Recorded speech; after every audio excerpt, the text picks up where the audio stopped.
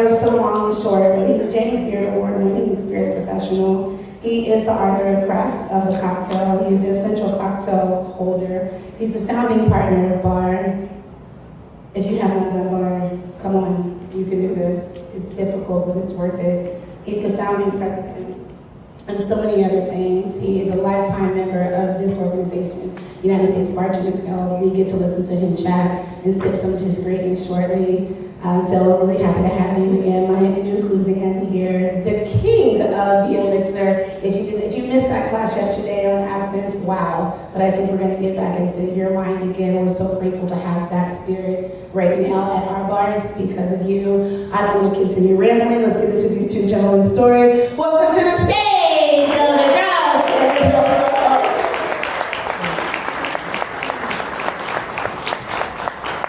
Okay, welcome aboard, everyone. So I got a call from Miami from Robert Young, an old friend from many years ago I met in Australia. And he said, "Did you read the book about Windows on the World?" I said, "Well, I have. I have to tell you the truth. I was there for the release of the book and with a lot of friends, and just haven't had. I mean, I was there the night before, and we had 73 employees who went down to Vanilla. I just didn't ever think about reading. He says, "You gotta read it." So he sent me a copy of Tom Ruston's book called The Most Spectacular Restaurant in the World, The Twin Towers, Windows on the World, and The Rebirth of New York, which it probably really was, because New York was in the shitter in the 70s and 80s. It really was. I mean, it was terrible in terms of crime and filth and ding. Anyway, so I did read it, and what it did for me is it made me start remembering so much about Joe. And Tom handled Joe's previous career going back, and it was so enlightening to me to go back through all that material, and to realize that I've been spending several years since I stopped tending bars, sort of preaching the gospel of Joe, and this is not going to be any different. I'm going to get to some of that also here and now. So January of 1988, my drinks with tradition, Joe wanted dishes with tradition and drinks with tradition at the Rainbow Room at the Promenade Bar went live with 27 very difficult drinks, and the bartenders were ready to hang me from the nearest light post, and I was terrified because I had broken my thumb at the Rockefeller party, and I couldn't even be behind the bar with them for the first, I thought Joe was going to fire out, everything was going in the wrong direction, and then I realized about 6 months in that there just wasn't enough lead time, even though we had 3 months of training, to put systems in place to have this kind of intensive work, difficult types of drinks all on one menu. You know? So we cut it back by 10 drinks and set some minor batching things in place. Never any volatile ingredients, just liquor and non-volatile ingredients batched, and only at the service bar, never out front. I used some wonderful books. This was a 1951 snapshot of fancy bars around the world by a lifestyle writer. But he was really interesting because he chose key properties in different countries and the drink that they were serving. And of course, I found the Negroni in this book, and I wasn't really aware of the Negroni. But my job was about living and learning, and I knew the Americano, but the Negroni we had for the reasons that Ted pointed out. And after a year, I had to take the Negroni off my menu after putting it on one of the original menus because people were just not ready for the bitter, and because Dale didn't know how to make the drink. I'm not stirring it and putting it up in a martini glass. You got you got the bitterness of the Campari, and it was 1-1-1. The bitterness of the Campari begins to bloom as the thing gets warmer and warmer, and it gets worse and worse. And then, of course, I finally end up in Firenze seeing, the great Luca Pinchi, how he makes it in a great big double old-fashioned, lots of ice, stirred very well with a big slice of orange in there. And I said, of course.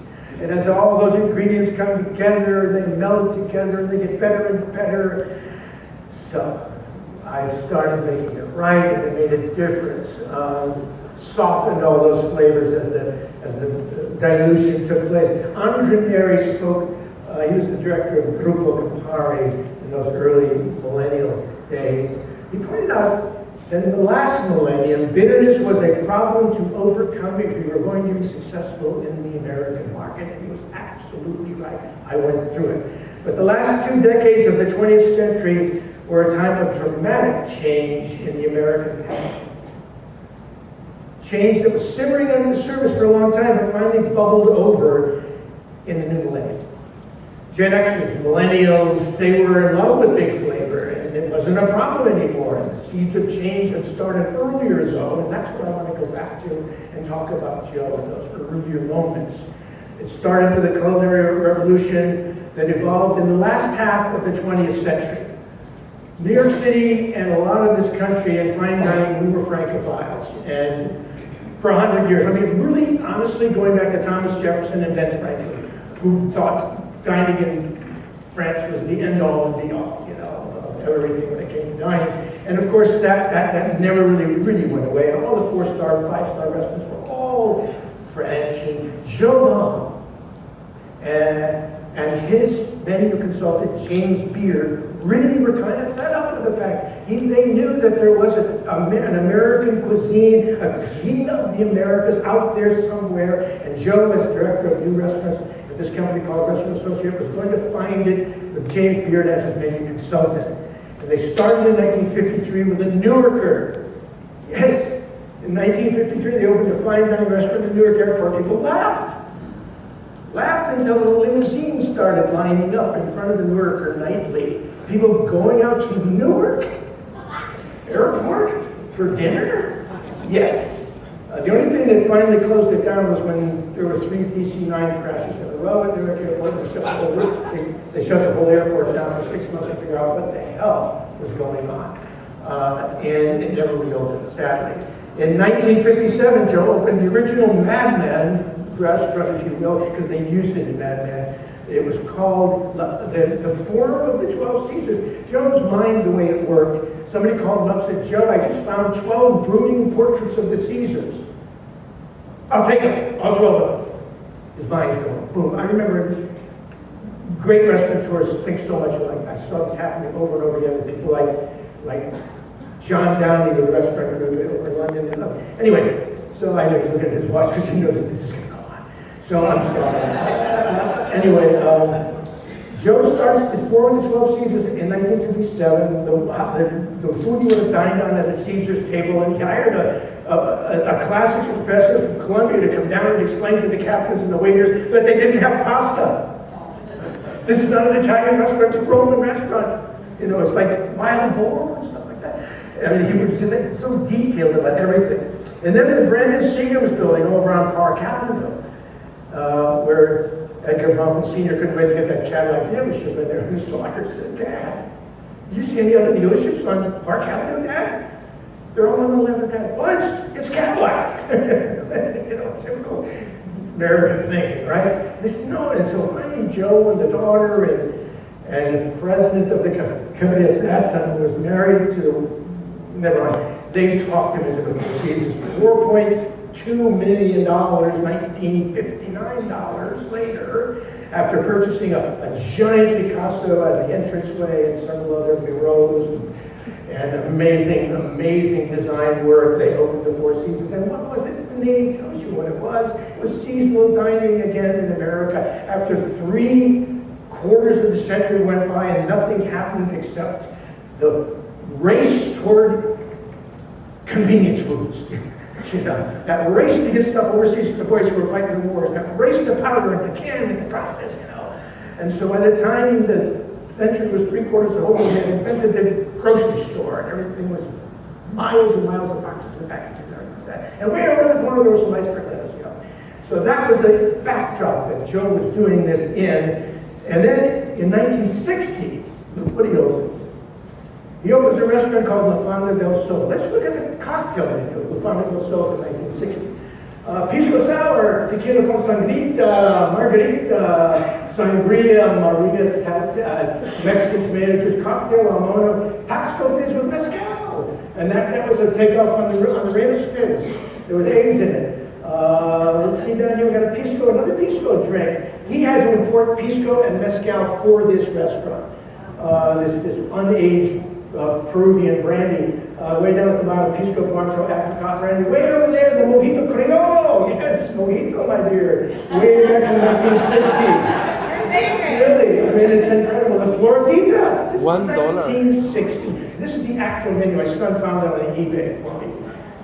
It's freaking amazing. It's amazing. The word visionary from a man 30 years ahead of his time. These concepts had major repercussions on young chefs and bartenders all around the country. In 1965, two Frenchmen, to jump over to the other side of the Atlantic, Christian Millau, Henri Gault, founded a restaurant guide. In 1969, they noticed a group of young French chefs were developing this lighter style of French cooking, away from the big heavy sauces and letting the food speak and not the sauce. And they named it Nouvelle Cuisine, and it jumped across the ocean in no time. And young American chefs started getting excited about it. Among those young American chefs were Alice Waters and Jeremiah Towers out at Chez Panisse in Berkeley, California. Alice had lived in Paris for a while on sabbatical from Berkeley, and loved that market-to-table daily dining that the French did, and so she embraced it immediately. Jeremiah had grown up in that world and understood the plate, the architecture of the plate, and together they created something called California cuisine, which was a revision of the Nouvelle, where there was really food on the plate, big food, because in the early days of the Nouvelle, it was kind of embarrassing. There'd be like 12 colored dots and 3 little scallops, and that was your meal.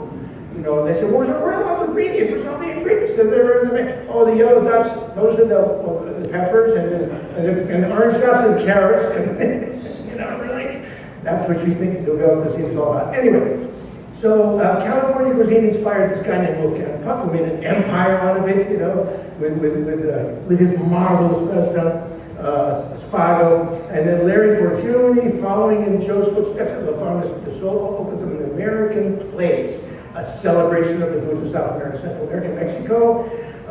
Lima, Peru, Matsuhisa Nobu leaves Lima, Peru, leaves his partner Toshi behind and opens a place called Nobu in New York City with the backing of some actors and other investors. And in 1996, Jeremiah Tower has his own restaurant now. It's called Stars. He's really the first sexy star chef, too, because he's a really good-looking young guy. And Nobu opens, Stars opens, and he becomes Chef of the Year in 1996, one of the first of the James Beard Chef of the Year Foundation Awards. So a growing number of chefs really helped America fall back in love with its own foods, its own regional, its own, you know, maybe using French techniques, but the things that were out there already, but no one really took advantage of. Officially, the Alcohol Tax and Trade Bureau called these two categories out, Cuban Amaro, both liqueurs. And as Ted indicated, they share many of the same botanicals, very long traditions in both, and they were embraced by other cultures here in the United States. And by the way, we're making them here in the United States using our local botanicals. But here's the big question. What is Amaro? I mean, we got the stats from Ted. But what is it really? I mean, Jordan McKay, a writer, writing about the first generation of American Amari, had this to say. And let me just interrupt. And you have 2 small cups in front of you. One has got a dark colored liquid, and another one has an even darker colored liquid. No, the lighter of the two is the Groff Bitter Aperitivo. It's a very classic 19th century construction Italian aperitivo. You might have noticed it. And go ahead. And the liquid that is almost black is Dale Groff's used motor oil recycling program. That would be the Groff New World Amaro, which is rooted actually in an old Ray and Nephew product that is no longer being made. That's another story, but those are what they are, so you know how to taste them. And you see with that bitter aperitivo, it's not a bully. You can use it 111. It comes together nicely with the gym. So what Jordan McKay, the way he answered the question, what is a mar, in the article that he wrote, he said, best answer, to paraphrase the Supreme Court Justice Potter Stewart's famous definition of hardcore pornography, you know it when you taste it. You know it when you see it, is what he said. Italian Amaro producers, they got a little jealous when we had about 20 American Amaros on the market, and they decided to try to protect the Amati category with a DOC. But then they looked around Italy and they saw the villages where so many different things were happening in so many different areas. How do you have a DOC for something where every village has its own version of it, and none of them taste remotely alike? You can't. You simply can't. It's a gift to the world, and we're all gonna enjoy it. But finally, how did this bitter Italian aperitivi and Amari capture the attention of so many countries around the world, including the United States? It's not a trend, that is way, way past the trend. It's a study in persistence for sure. But remember when Andre Neri quotes, that bitterness was a problem to overcome? Well, that problem was solved by the culinary revolution. A seismic upheaval in the way people eat, and Joe had so much to do with that, as did a lot of other people as well. I mean, let's look back to the World War II generation, the end of the war generation, the kids who were kids during the war. In Italy especially, what are they going to do? I mean, they're going to celebrate life in the cafes. La Dolce Vita was born in Italy because of that generation going to the beach in 1950s, and the spritz was a pleasant mix of wine and bitter aperitivo and soda back then. And then one day, somebody had the bright idea to market Italian sparkling wine using the Charmat process so you can make it a little cheaper, but still good, you know, not bad. Fun tasting, all the northern tier of Italy, making lots of these wonderful sparkling wines, and they added that to the drink instead of the soda, with the soda in some cases, and it became a festive, effervescent drink. And Aperol, the aperitivo that was just a local product for the beach crowd up here in Veneto, at the beaches in Padua and Venice. In 1990, the marketing director, Vito Cassoni, what does he do? He sells the Spritz Dolce Vita idea to all of Italy. All of Italy. And Gruppo Campari buys this little brand in 2003. They got a plan. They invite the world to the party. And that's exactly what they did, isn't it? The American cocktail hour has been swept away by La Dolce Vita. I mean, it's a decade and a half in planning, Campari step by step. I mean, taking over Sky Spirits, share by share, and eventually changing the name of Sky Spirits to Campari America and moving into New York City, to the center of everything. It was extraordinary, to say the least, what they did with the Negroni and the Spritz. Anyway, that's my story, and I'm sticking with it. These are our props. You gotta get some piece of it. I have a question, quickly. Wasn't there a pioneer in the aperitivi category historically? What was that pioneer called? Huh? Close enough, vermouth. You want to ask one? No. No. All right. Oh, no, I've got a good one. Yeah. When Joe Baum hired Dale DeGroff for a bartending job, he said, "All right, I want you to go out and buy this book on mixed drinks." And it was a cocktail book that was published when? I'm not going to tell you. It's in my notes. I see the man right. What? When? Anybody else? No. 1960. No. 1893. No. All right, I'm going to give it to 1861 because it was 1862. Who said 1861? Anybody else said 1861? Somebody did. How many gets your coin? You got my Ted?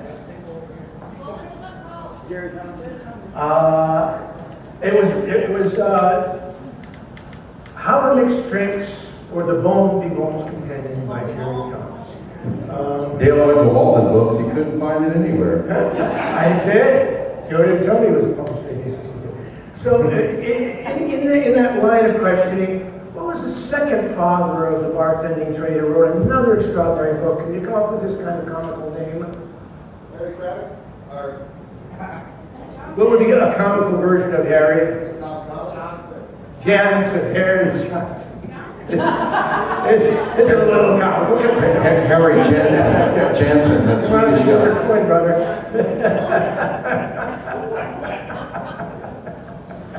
Here you go. And there was a particular billing agent that appeared in both of these spirits. Which one was that? Jensen, who said? Right there. Yep. Here, I don't want to throw it down. Hit somebody. Ted, you got That's it right, that's right. You did. I'm running around the room, I don't have time to think about questions. Come on, you got all that material up there that you put up there? Oh, he's the brains of the outfit, I'm just a pretty face. I gotta stop saying that for sure. Thanks for finding those historical menus, and one of the shocking things on is not only there was Pisco Sours on the menu back in 1960, but the drinks were like $1.50. Could you give us the context for that? What were if I went to another restaurant that wasn't so upscale, was on a Joe Baum restaurant, what would the cocktails cost? What were the costs? Well, here's an example of my 1888 menu, if I go back a slide or two. 1888. 1988. This is the famous Rainbow in Dr. Prairie Rock, $6.50. Our opening menu was $4.50 the year before. So that'll give you some. And I was about under the Plaza and the Sherry Esmond and those other kind of places in our category. You know, we're not would be $1 under them. Phil would be a good idea. They were, you have to remember that New car was like $1,200. Jerry Thomas's book sold for $3. For $3 in 1862, you got a really nice hotel room and dinner. That was a lot of money. It was a how-to book. It was a trade manual. These things, money is money. When I say $4.2 million to build the Four Seasons, it seems like, they spent that on a new bar now. But in 1959, it was an outrageous amount of money. And by the way, the Picasso, does anybody know the Four Seasons? Ever been to the Four Seasons? Does anybody know what that Picasso was? That would have been a tough one. I'd give you 3 coins for that. 3 coins for the fountain. The fountain's out front. So what was extraordinary about the Seagram's building that really showed art over industry in a sense, art over profit in a sense? What was extraordinary about that building? Does anybody know? It was set back from the sidewalk with 2 giant reflecting pools out front. And if they had taken that 53-story building out to the sidewalk, like every other building on Park Avenue, imagine the rent that they gave up to do that. To have that aesthetic vibe. To match and Joe matched those 2 reflecting pools with a reflecting pool in the middle of the dining room. We saw it in my picture up there. Stunning. Just stunning. We have to give some points. Okay, what is the most common fake coloring agent in aperitif today? Wait, what?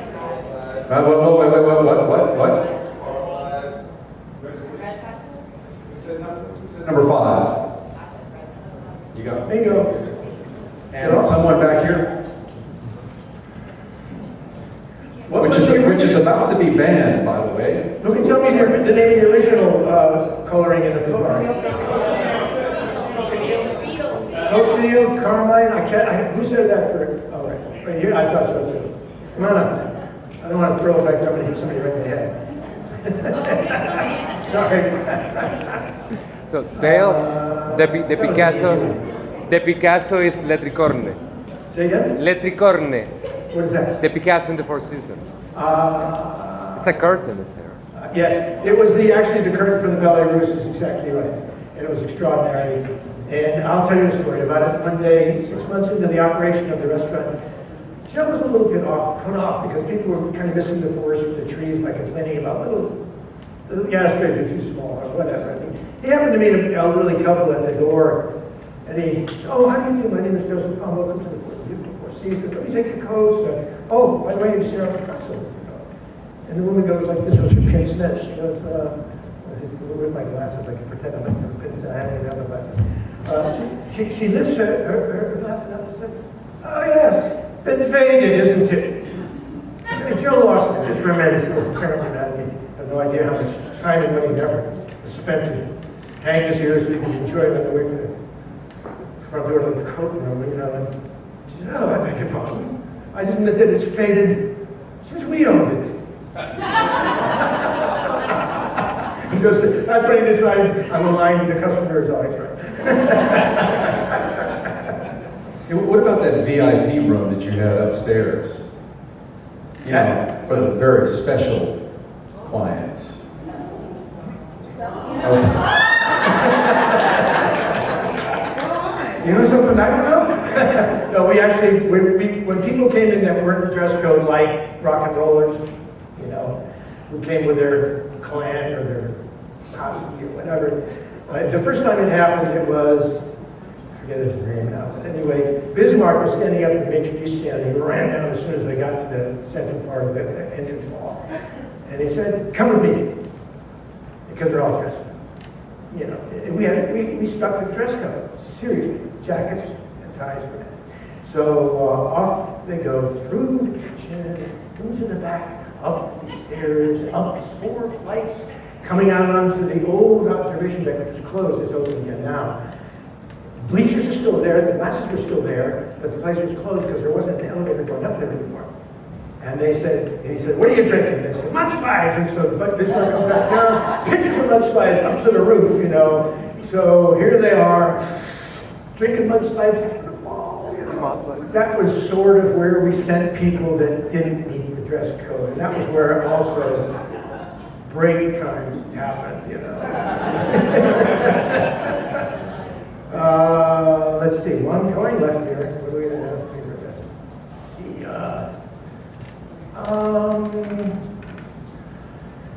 Mojito Creole. Oh, I noticed. Does anybody notice the Spanish addition to the old Afando menu that wasn't Mexican? Wasn't South American? What was that drink? Let's go back to it. It went really fast. Yeah, you're right. What was the question? There was some mate cocktail somewhere. Sangria. But it's not on this part of the menu. It's on another part of the menu. They did pictures of sangria. That's not it there. That's Sangria Maria. That was Bloody Mary. But they did pictures of sangria too, and they, it was a bad question.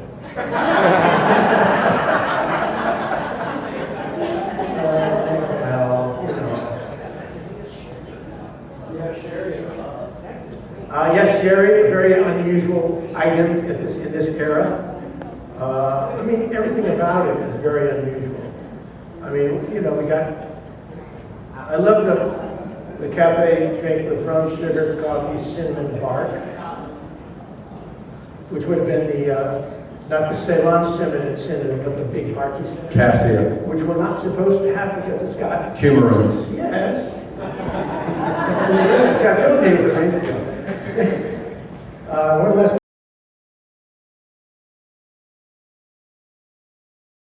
It was Michael Wagner who got me that first copy of How to Extract Nigerian House.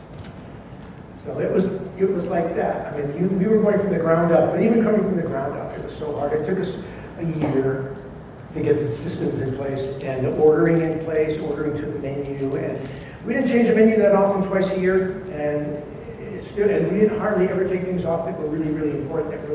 We only took things off that didn't sound, you know, or were confusing them, or didn't oriented. We just didn't understand. I didn't understand. So it was hard, but eventually we got it. And we never touched a jigger.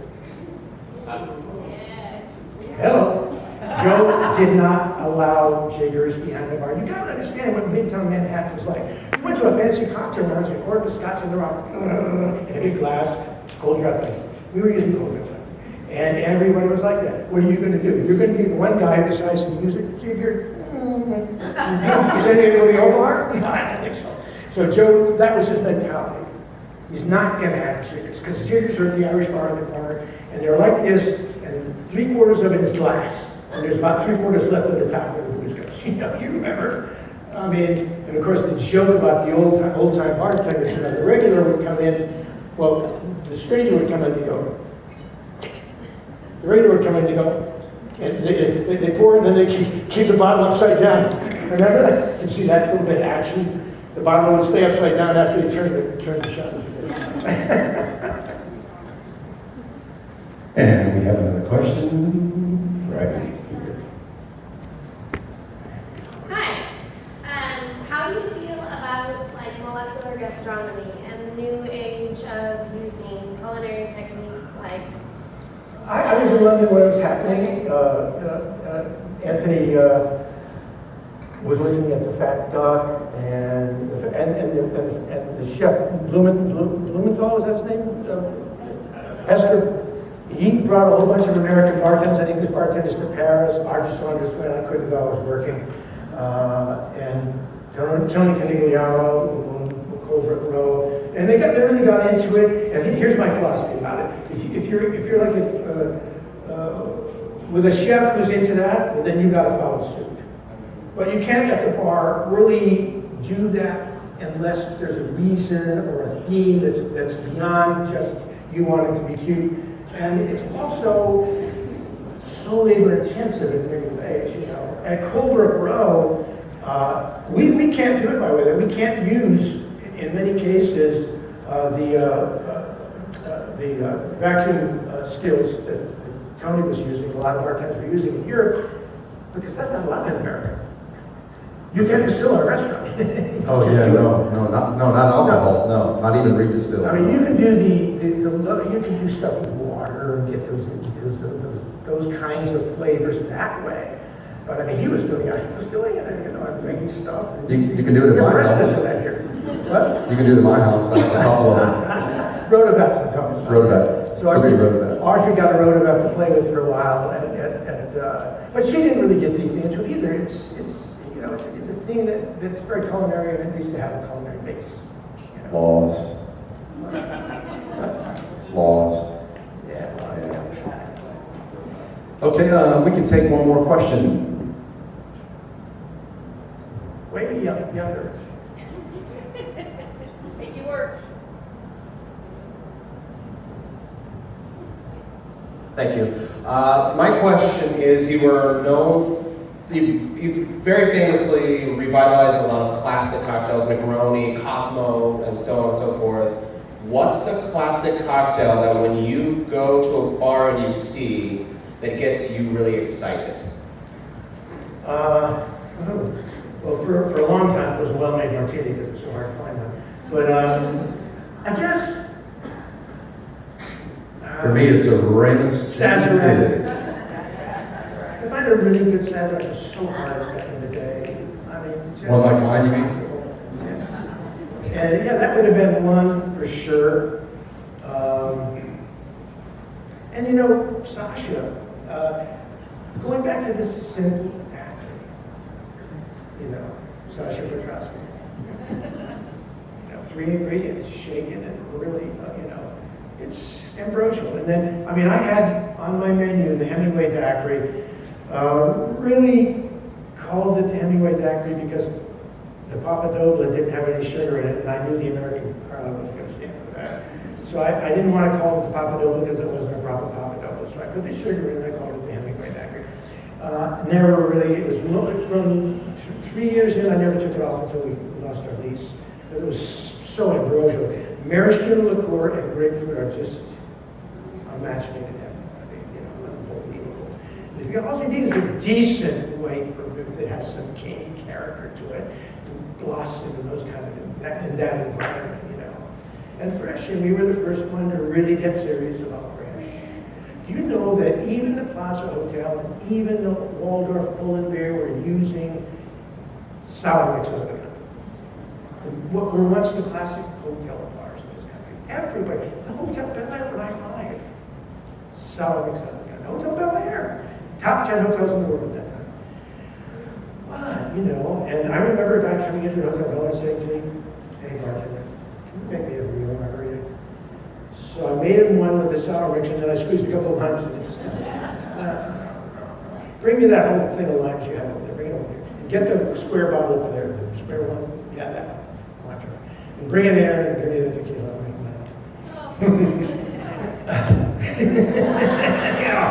Yeah. The only other time I felt that bad was when I took the job with Joe.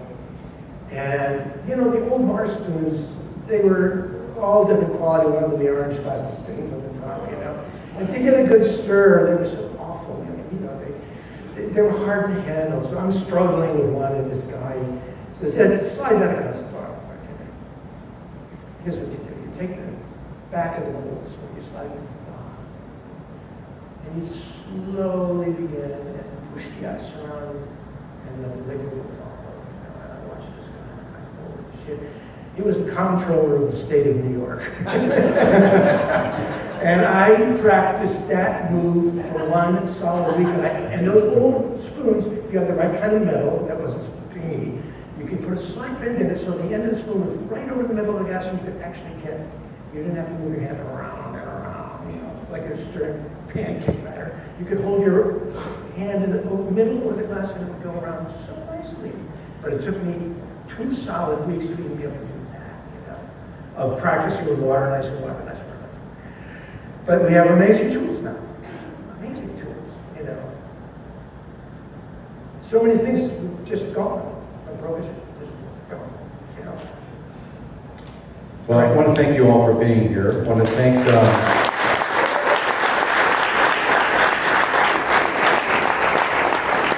have to thank, Dale and I have to thank Sapphire sponsor Hood River Distillers for enabling us to be here. And we need to thank Sheila and Tiffany for putting up with us and making this monster possible. So, I mean, I could hear them tell stories all day, right? Non-stop. I'm sure you had so many nuggets. I know, actually listening to the guest mail your technique is when I grab it, I really go, like when your guest tells you what to do. Dale, I just want to give a standing ovation to you. We don't get a chance to see this often, in that kind of story, in that kind of release, in that kind of quantification. That's our guy. That's his brand of the King Cocktail. We thank you so much for that. Thank you, thank you, thank you so much. It's just an honor to have you.